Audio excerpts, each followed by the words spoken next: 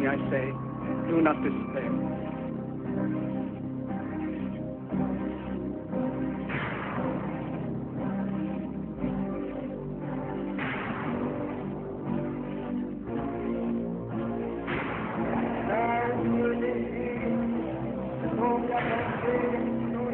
De um partido por um movimento importante irresistível das massas populares.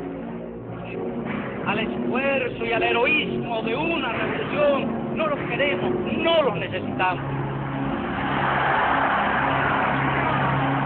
Soldiers, in the name of democracy, let us all unite! O termo ditadura teve seu sentido modificado com a passagem dos séculos. Inicialmente, a ditadura romana era um evento extraordinário. Quando o império estava sob guerra ou ameaça, o indivíduo era escolhido pelo Senado romano de forma constitucional para governar Roma por um período de no máximo 6 meses e com muitas restrições, como ocorreu com Cincinnatus. Essa definição de ditadura começou a mudar gradualmente de forma no século II a.C., assemelhando-se mais à definição atual, de governo autoritário, cujo poder é supremo, que suprime todas as liberdades individuais. Nos séculos que se seguiram muitas ditaduras, estas foram oficializadas pela Igreja, onde o monarca era o representante de Deus na Terra. Assim, seu poder absoluto. Foram essas as chamadas monarquias absolutas. Com o enfraquecimento das monarquias absolutas e a democratização de muitos países, as ditaduras voltaram no século XX. As ditaduras podem ser classificadas em revolucionárias, aquelas que buscam modificar a ordem social vigente, parcialmente ou totalmente, como as ditaduras cubanas e soviéticas. Cubana sabe también pelear y ganar batallas en este campo. E conservadoras, aquelas que buscam manter a ordem social, quando este se mostra ameaçado. Nos olhos da classe dominante, tais como a ditadura espanhola de Francisco Boamonde ou da ditadura militar brasileira, instaurada em 1964. As ditaduras também podem ser classificadas em autoritária, aquelas que reprimem qualquer oposição através das forças armadas e burocracia, e totalitárias, aquelas que controlam a população através da educação, propaganda e manutenção de apenas um partido político, como as ditaduras fascistas. A ditadura militar é uma forma de governo onde o poder político é efetivamente controlado por militares, podendo ser oficial ou não. A maior parte dos regimes militares são formados por um golpe de Estado, que derruba o governo anterior. Os regimes militares justificavam seu governo como uma forma de trazer estabilidade política para a nação, ou resgatá-lo das ameaças de perigosas ideologias como a comunista. Dentre as ditaduras militares mais importantes que ocorreram no mundo se encontra a ditadura chilena, liderada pelo general Augusto Pinochet. No início da segunda metade do século XX, com a ajuda de alguns grupos comunistas, o Chile passou a ser governado por Gabriel Gonçalves Videla, que prometeu aos esquerdistas a recuperação do setor social no país. Contudo, o governo aliou-se às forças capitalistas dentro da Guerra Fria, gerando grandes conflitos, e a sua queda em 1970, e juntamente com a ascensão de Salvador Allende, que promoveu o grande desenvolvimento das forças comunistas com a ajuda de um grupo denominado Unidade Popular. Após 3 anos de greves e lutas entre as forças capitalistas e comunistas, que levou o país ao grande desgaste social e político, o grupo militar liderado por Augusto Pinochet realizou um golpe que resultou na morte de Allende e a implantação de uma ditadura militar. Em 1970, o general Pinochet promulgou uma nova constituição que legitimava definitivamente o regime militar chileno. Entretanto, com o passar dos anos, as atividades opositoras a Pinochet foram cada vez mais se fortalecendo até 1917, que por meio de um plebiscito popular proibiu a permanência de Pinochet no governo. O regime militar brasileiro ocorreu entre os anos de 64 a 85 e teve início após o golpe de 64, que derrubou o governo esquerdista de João Goulart, sob a justificativa da tendência do país aderir ao comunismo. Apesar das promessas iniciais de estarem apenas comandando para restabelecer a ordem, a ditadura militar brasileira durou 21 anos, aplicando diversos atos institucionais que davam suporte ao regime.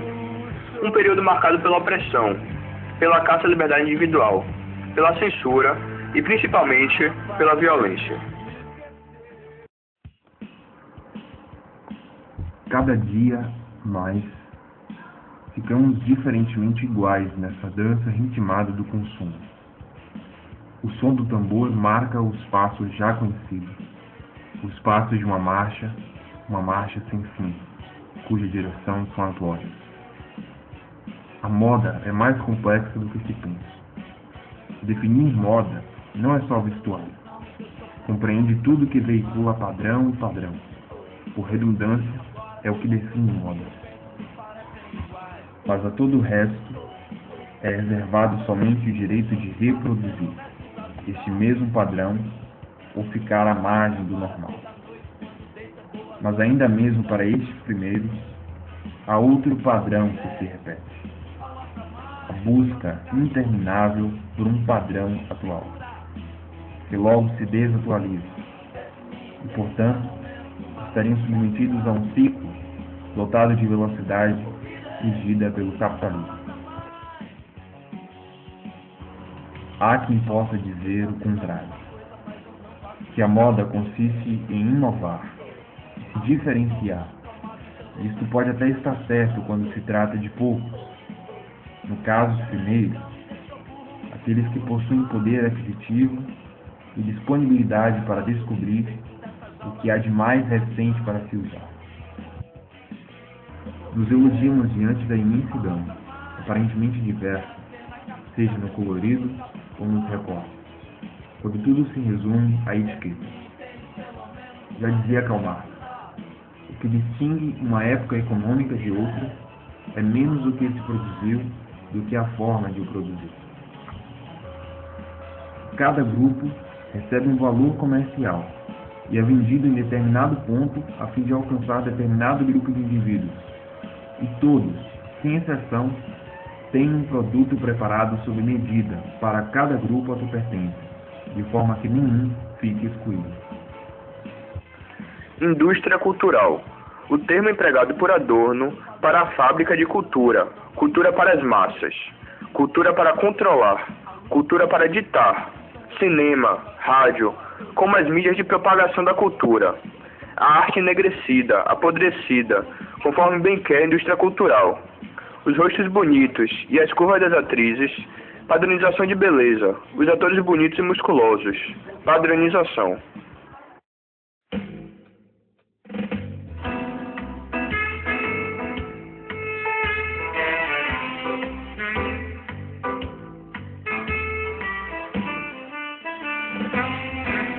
Se você é artista, está indo à luta. Suando a camisa, esbanjando o talento. Então, meu amigo, escuta o que eu digo, porque não é fácil mostrar qualidade. Mercado atual que só valoriza o que é decadência, imbecilidade, o que é descartável, mediocridade, ditadura cultural.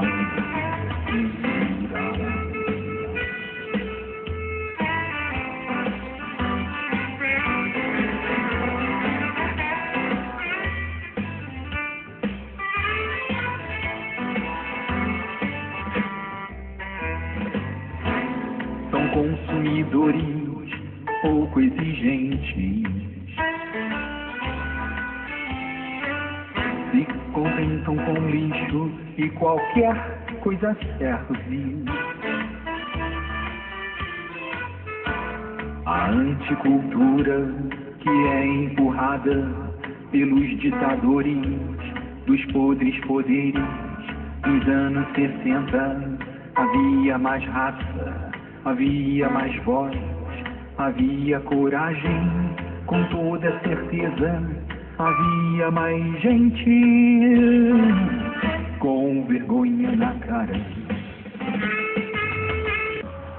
Para Adorno, divertimento é extensão do trabalho. O trabalhador domesticado à habituação com seu trabalho. Manipulação. Nasceu a televisão. Programa, telejornais, filmes, desenhos animados. A caixinha manipulou como qualquer meio não havia feito antes. Aprisionou as famílias em suas casas. Domesticou-as a seu trabalho de manutenção do sistema capitalista. Domesticou ao comportamento de apaziguamento das massas, habituando-as e divertindo-as às suas próprias desgraças.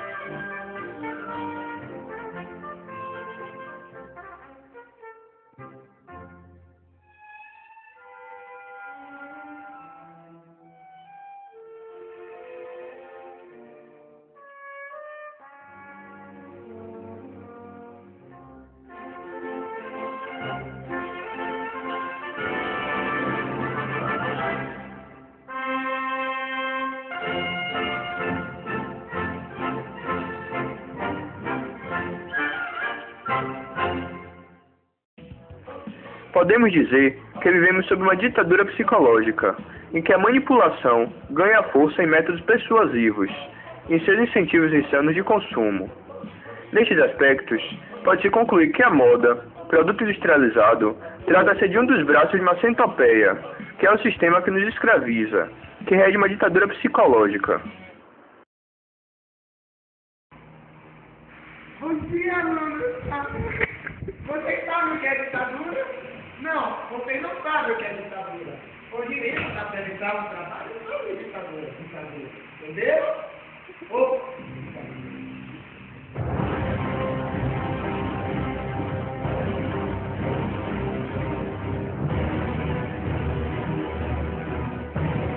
Eu me aceito. Eu nasci.